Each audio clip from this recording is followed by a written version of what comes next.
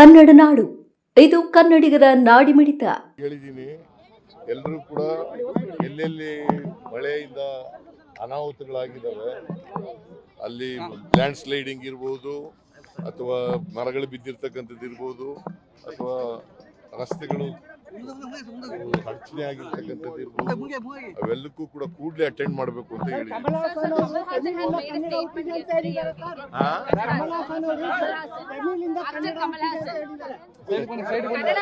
ಕನ್ನಡ ಭಾಷೆಗೆ ಬಹಳ ದೀರ್ಘಕಾಲದ ಇತಿಹಾಸ ಇದೆ, ಪಾಪ ಅವ್ರಿಗೆ ಗೊತ್ತಿಲ್ಲ.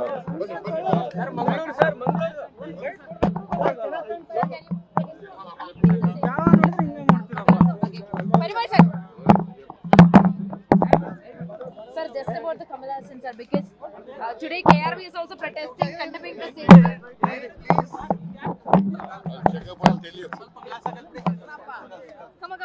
ನೀವಿನ್ನು ಕನ್ನಡ ನಾಡು ವಾಹಿನಿಯನ್ನು ಸಬ್ಸ್ಕ್ರೈಬ್ ಮಾಡಿಕೊಂಡಿಲ್ವಾ?